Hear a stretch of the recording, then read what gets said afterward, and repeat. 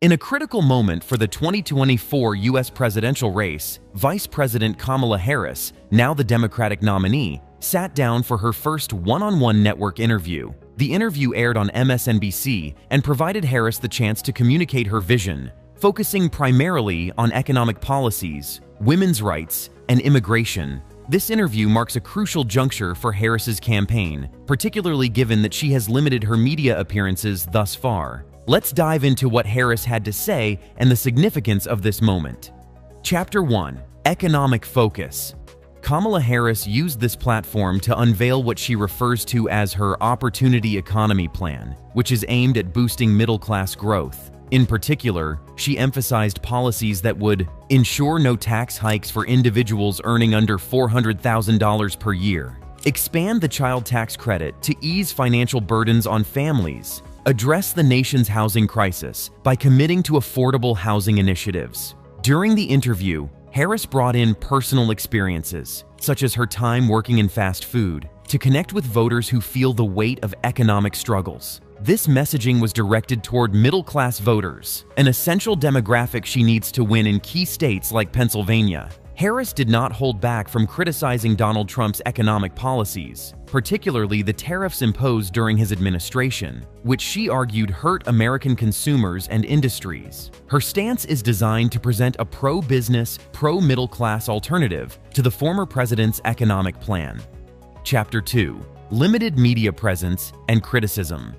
While Harris made strides in outlining her economic platform, the interview also underscored a long-standing issue: her relatively limited media presence. According to recent reports, the Harris campaign has granted fewer interviews than any other major candidate in modern U.S. presidential history. Critics from both sides of the aisle have pointed to this as a potential risk for her campaign. What's more, Harris has yet to hold a press conference as a presidential candidate. In contrast, Donald Trump has participated in multiple press briefings, and her Republican competitor, J.D. Vance, has already held over a dozen. These criticisms have raised concerns that Harris may be avoiding direct questions about her leadership and policy specifics. However, this interview allowed Harris to sidestep some of these concerns, choosing to focus on her economic agenda.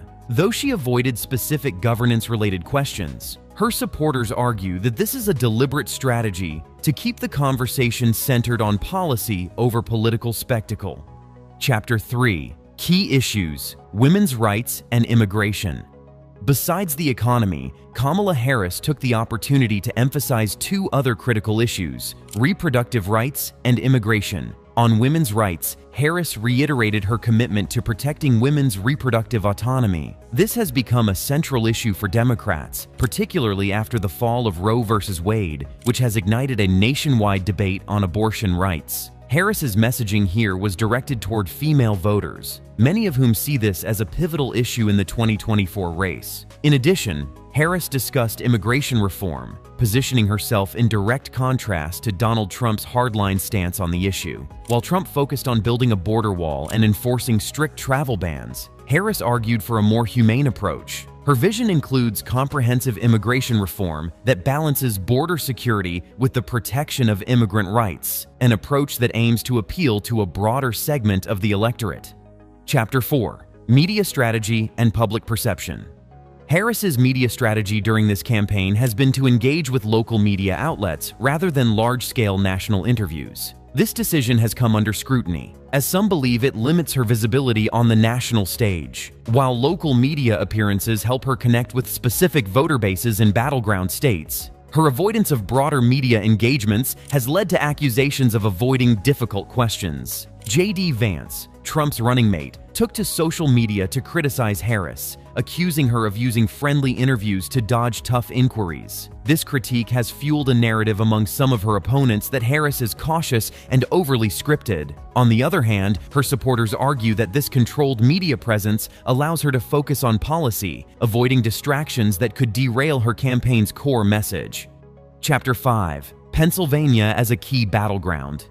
The location of the interview, Pittsburgh, Pennsylvania, was no coincidence. Pennsylvania is a must-win state for both Democrats and Republicans. Historically, no Democrat has won the presidency without carrying Pennsylvania since 1948. For Harris, this state represents a key battleground where the economy is the top concern for many voters. Polling suggests that Harris's focus on middle-class economic policies could resonate with Pennsylvanians, particularly as manufacturing and job growth remain top priorities. Harris's choice to deliver her message from Pennsylvania signals her campaign's emphasis on winning over voters in this critical swing state. By addressing issues such as job creation, affordable housing, and middle-class tax relief, Harris hopes to secure her standing in the Rust Belt, a region that has proven decisive in past elections.